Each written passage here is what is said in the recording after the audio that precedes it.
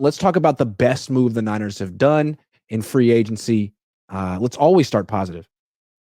Yeah, I think Leonard Floyd has to be it. Grant, for me, they've been searching for a bookend speed rusher since D Ford. That was the best this defensive line was, and that was with a rookie, Nick Bosa, by the way. Yes, it's the same name, but the player is much better now than he was as a rookie.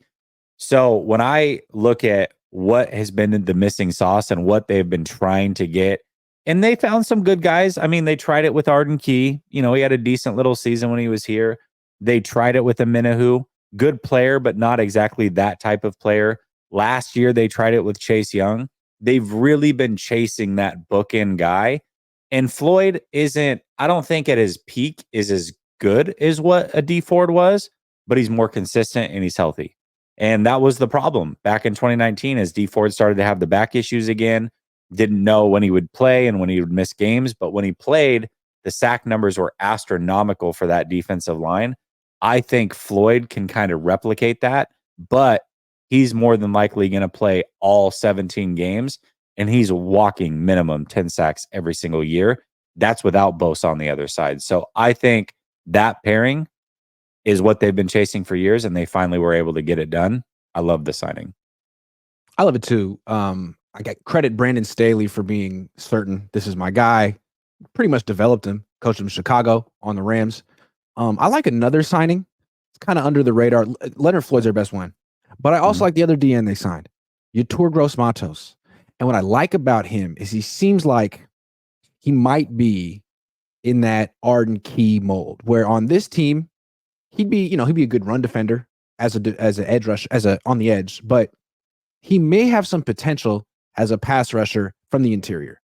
And that's intriguing because we've seen Chris Kasarik sort of mold players into that role. Did a great job with Arden Key.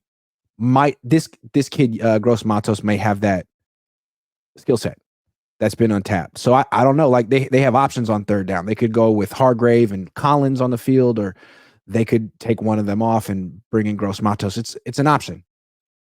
I think the depth is really what they've been seeking. And if you notice, I mean, Gross-Matos has been a little bit iffy with some of his injury past, but he's younger.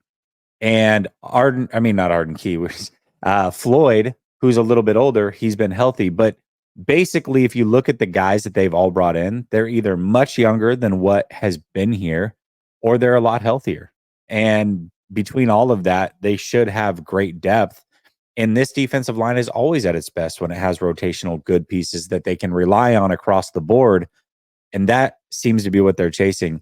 When you were talking about Gross-Matos, I think kind of a Minahu, bigger body guy. You can move him inside, can get to the quarterback from the interior. He played in a 3-4 last year as an end in a 3-4, so he's versatile as well. I also wonder like what Staley brings. Is he going to bring a little bit of a 3-4? Would they allow him to mix that in with Leonard Floyd maybe standing up on some of the passing downs? I'm curious to see how they implement things on the defense. Yeah, it seems like they did add a bunch of guys who have experience in a 5-man front. One more guy I like that they signed, Josh Dobbs. Yeah, it's a great signing. I like Josh Dobbs. I mean, 1 year, $2+ million. Like, that's really nice considering Jimmy Garoppolo's making double that and Sam Darnold's making like 4 times that. I liked Dobbs better than both of those guys. I like Dobbs. I was impressed when he played against the Niners last year. He was really good against the Cowboys. I mean, he's not a starting quarterback. He's a backup. But I think he's a hell of a backup that the Niners could win with for a month or two if they had to. He's extremely prepared. He's decisive. He knows where to go with the football. He doesn't hold it a million years. And when he has to run, he runs well. I like him. You know what I like most about Josh Dobbs? What? Is that he's not Zach Wilson. True.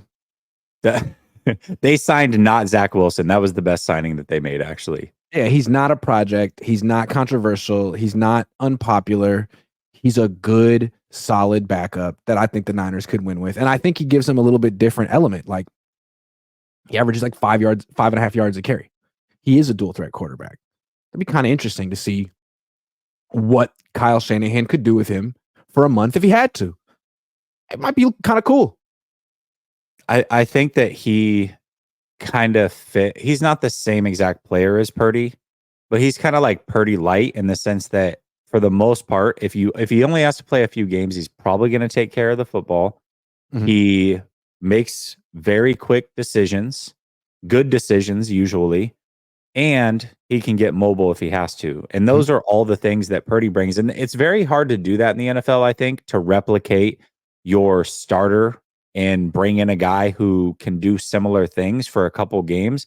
It makes your life a hell of a lot easier if you have to put him in the games. Like, okay, we don't have to change a lot. Really, your skill sets are the same. Now, obviously, they're not on starter level. They're not on Purdy level, or you would be a starter, but they are as such that if we have to put you in a few games, things will go pretty well, and we can basically keep our game plan as is. Absolutely.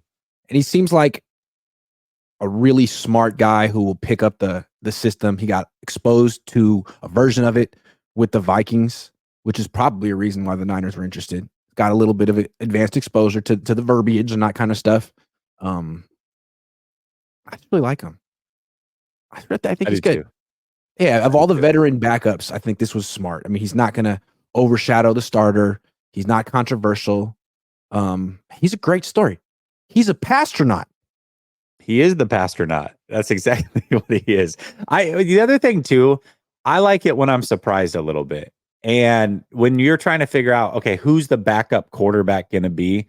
All the names started flying around. That was not a name that had crossed my mind at all. But when they signed him, I liked it. So not only was I surprised, but I was pleasantly surprised by the signing. Well, why were you surprised? Well, when the Niners had Trey Lance as their starting quarterback, they went out and got Nate Sudfeld to be the backup. And it was like, what? Don't you want some like a mobile quarterback, someone who's kind of like your Yeah. starter? And now they go out and do just that. I remember when the Niners had Trey Lance as their starter, a lot of people thought they were going to go out and sign Tyrod Taylor, but they didn't. Well, now they went out and got now they went out and got a guy who can run, and which is cool because Purdy's like that. So it does fit. Yeah, I like it a lot, actually. I'm glad that you brought him up.